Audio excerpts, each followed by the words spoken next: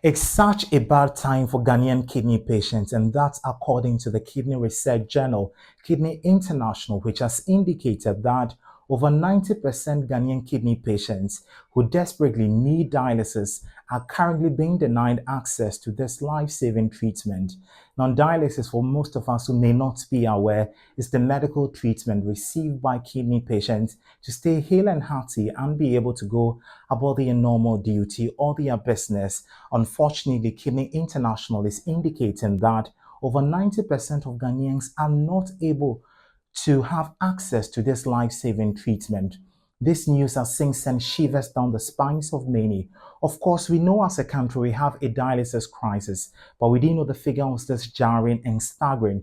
Over 90% of people cannot access dialysis simply because they do not have the funds to do so. We know recently the Kolebu Teaching Hospital, which is the biggest medical facility in the country, has also indicated the increment in dialysis costs, and we understand that the Parliament of Ghana intercepted and ensured that the new price would not kick in because it would then be a further toll on the health of people. And indeed, we saw the national uproar on social media and across the entire country. People were reeling already under the impact of the initial cost. And so for the Kolebu Teaching Hospital to have increased the cost of dialysis, that would be seen as really insensitive to a lot of the people. Indeed, the media has also reported that 14 people have been lost already to kidney failure. So it means that we have a dire crisis on our hand and a lot needs to be done. Now, in the midst of all this conversation, it also brought into sharp focus the inefficiencies within the health center in the country and indeed calling for stringent measures to be taken to ensure that we make significant strides in the sector to ensure that people are able to afford and be able to have quality healthcare in the country. Now, let me just tell you that available data has also indicated that 13% to 17% of the population have some form of renal function impairment.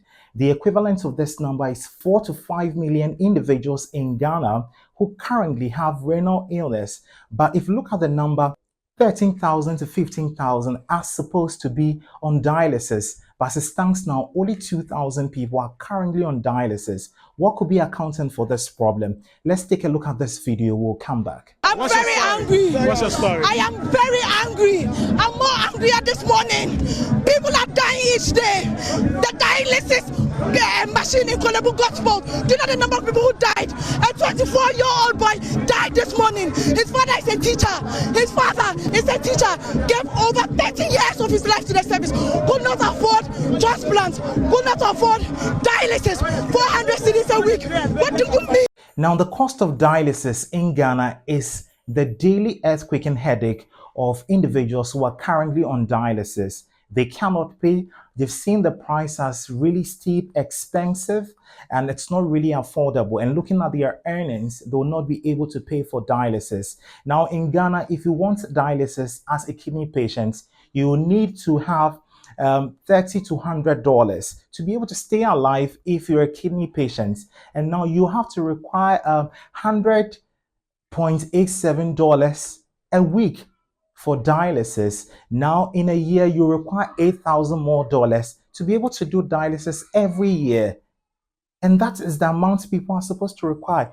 Interestingly, the Ghana Statistical Service even say that the working population in Ghana, over 70%, do not even earn more than $300 a month and $3,000 in a year. So it means that if these workers or their dependent require dialysis, they will not be able to afford for it, or it will require 4.2 times their annual salary to be able to pay for dialysis in the country. And all of this problem on their hands. So a lot of people cannot afford dialysis simply because their earnings do not even match the cost of dialysis in the country. And that's a huge problem on our hands.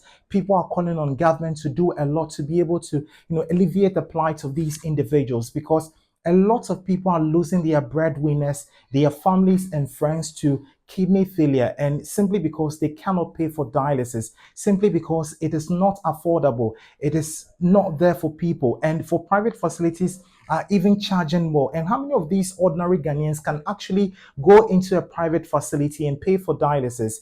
It means that it's only the public facilities that would be there for them, their last resort. And these public facilities are also charging really high for dialysis. So it's giving us a lot of problem on our hands, and there's a humanitarian crisis here in Ghana that 13,000 people are not able to afford dialysis simply because they do not have the money to do so. Now, in the midst of all the conversation, a lot of people have called for some needed step to be taken by government to ensure that they provide some sort of relief to the individuals. They are saying and they are calling for a recapitalization of the National Health Insurance Scheme to cover chronic diseases in the country, such as kidney failure, so that government will subsidize the cost and ensure that it pays for dialysis for some of these individuals, because it's really very expensive. Life is really expensive, and people cannot just be dying in the country simply because they cannot afford for dialysis costs, right? And this is going against them. This is going against individuals because they do not even have the money to be able to do all of these things. So they are calling on government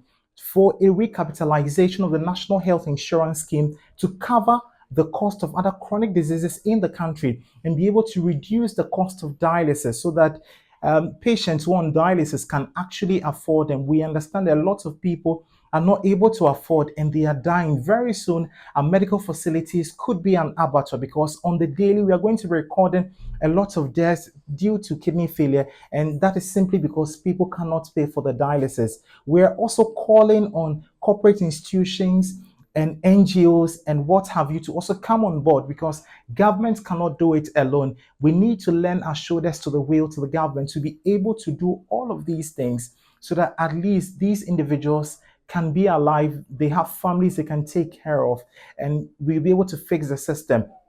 I've also heard a really funny argument that people go to church and pay their offertories in the promise for a better reward in heaven. So why are they not able to pay for dialysis? And I think that argument is really insensitive, because the people do not pay their taxes to the church.